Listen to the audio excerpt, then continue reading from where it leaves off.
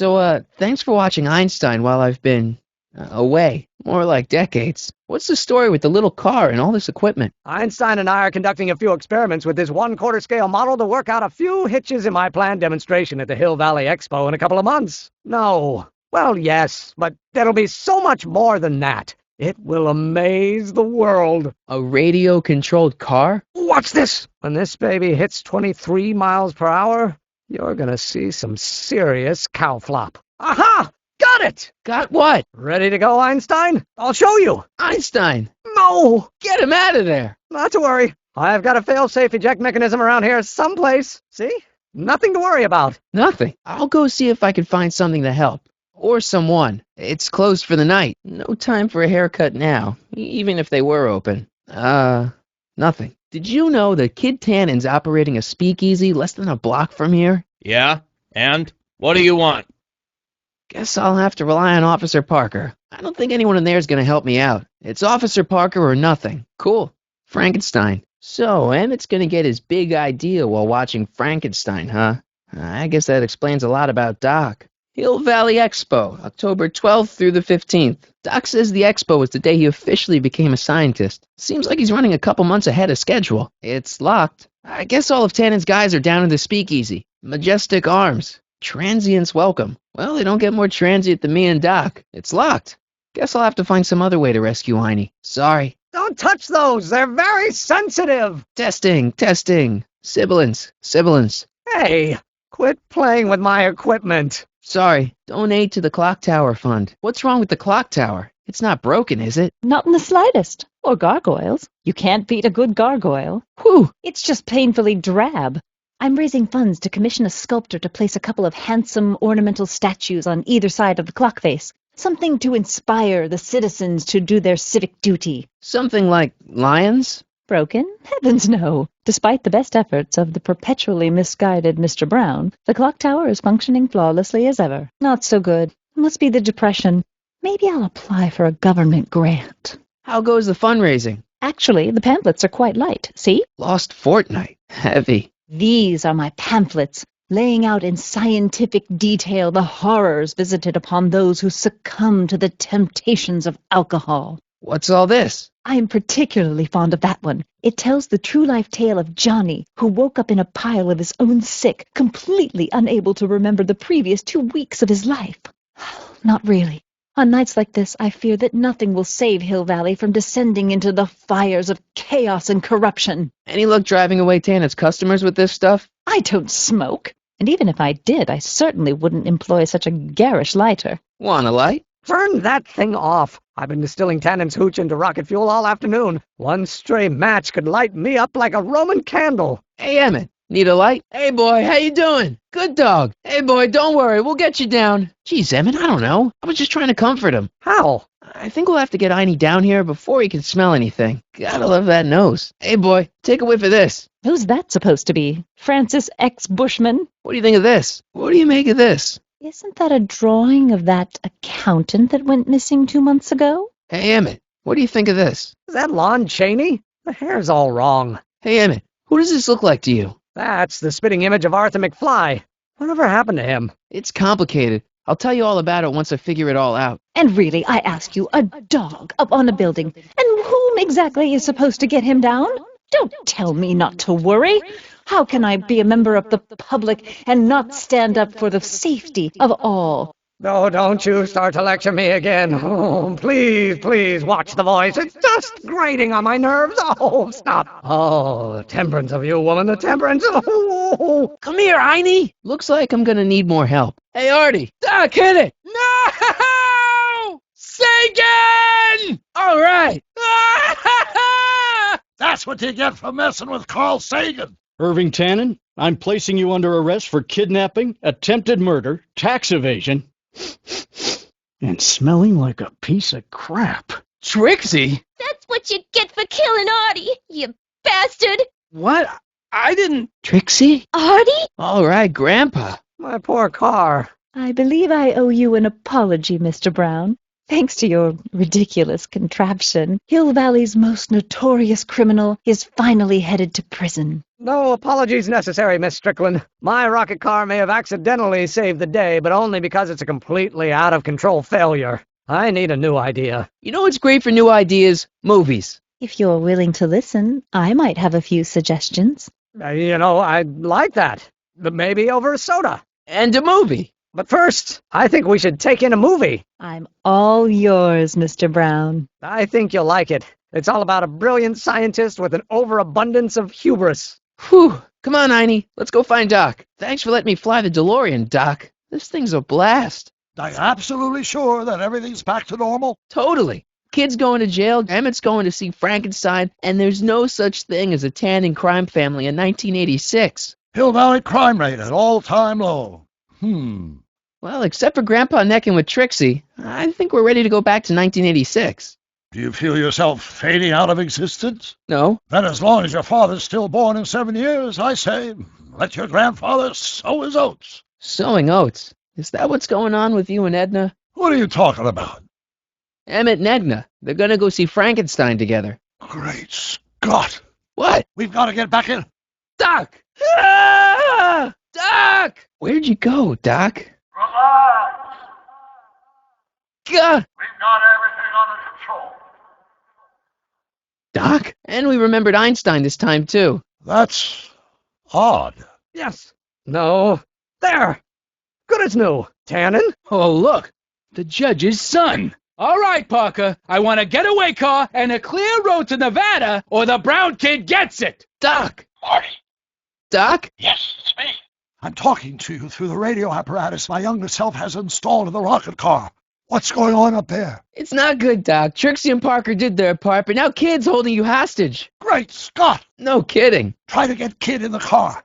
Once he's inside, give me a signal, and I'll do the rest. How am I? You! Emmett! You're the cause of all of this, ain't you? I should have known. What kind of gangster's named Michael Corleone? I should have known. I mean, Sonny Crockett? I should have known. You don't look like any Callahan I ever seen. No one makes a fool out of me, you backstabbing twerp. Got any last words, rat? None that you'd understand. Yeah, well, what kind of gangster's named Irving? I guess I'm no one then. Get ready to be tannenized. Is that where you bore me to death? Come on, bring it on, you big ape.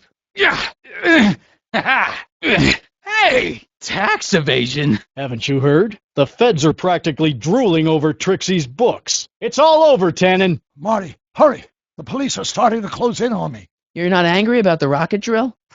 Water over the bridge. I've moved on to bigger and better things. Come by the gazebo when you get a chance. I'll be setting up.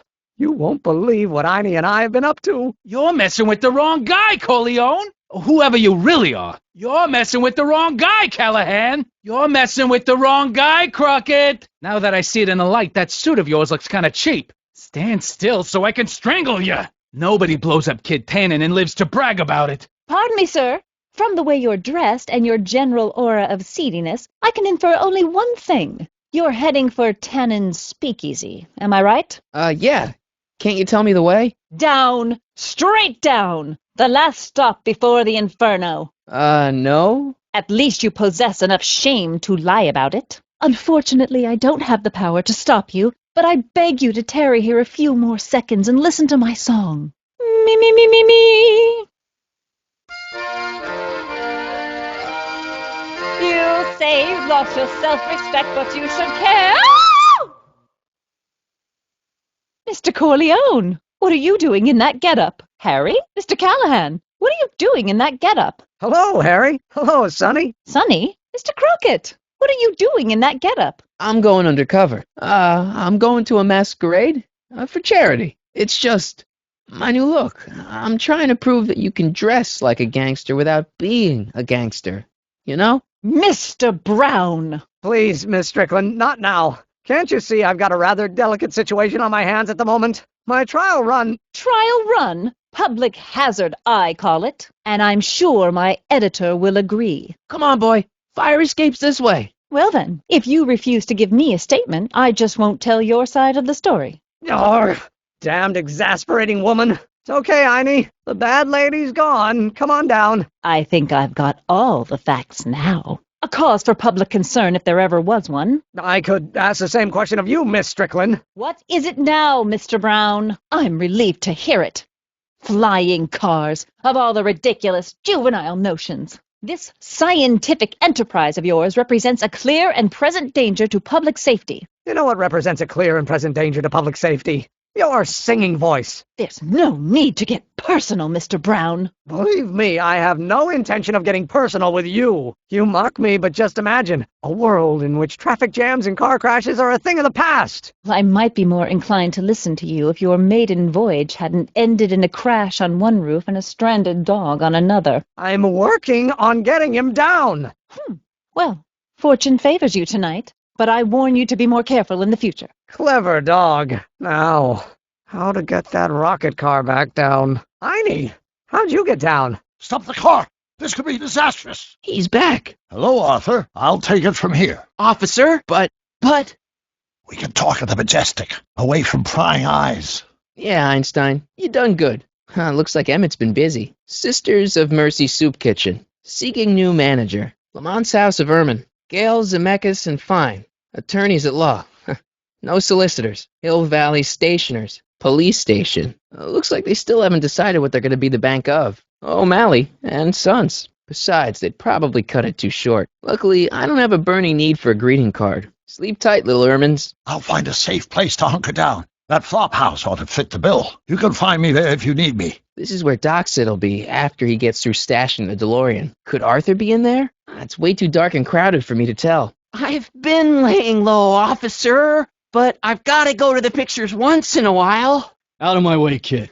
I got some sorrows to drown. Jennifer? Ladies and gentlemen, it's my pleasure to once again present the hottest little number this side of the Rockies. And when I say my pleasure, I think y'all know what I'm talking about, am I right? So let's have a big L-Kid welcome for the one, the only, Trixie Trotter. I don't know how to tell you this, but I think you should check out the Wall of Fame. Once I turn this over to the police, they'll throw the book at him. This book! Hey, Copper! Before he died, Artie was teaching me about all sorts of stuff. Literature, history, accounting. And I made a big discovery while I was copying all of Kid's books. This establishment ain't entirely on the up and up. What? I don't know what to say. I don't believe it. We had a deal. Artie was supposed to be safe. Why? What is it? Artie! I don't know. What happened to my louse of an ex-boyfriend? Rats. I told the chief we need a team of bloodhounds like they got over in Placerville. Yeah, but in the meantime... He's not interested.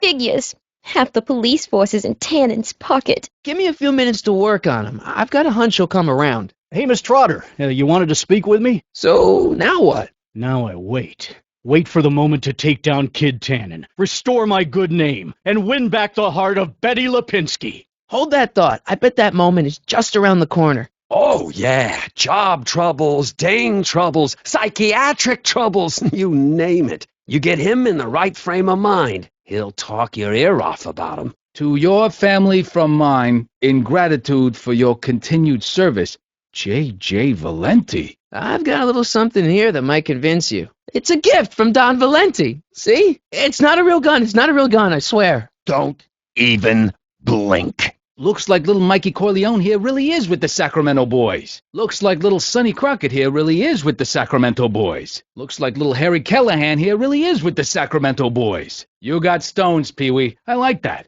Have yourself a drink on the house. Matches. Put down your gun. You look like a moron.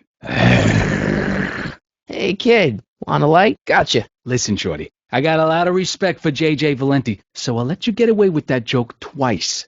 But there ain't gonna be a third time, understand? I'd better not press my luck. Something tells me I'd better not pull a gun-like object out in here until it's absolutely necessary. I'm not pulling that thing out in here again unless it's a life-or-death situation. Hey, Trixie, look over there! No. Didn't you see it? Ah, never mind. Why? I think Trixie will have better luck with her new lyrics. Sorry about this, Dad. I always wanted to be famous. Hey, that looks like that Artie McFly think. Now, go tell them chumps at the New Yorker. Do you think you could draw a picture of this guy? I never noticed that before.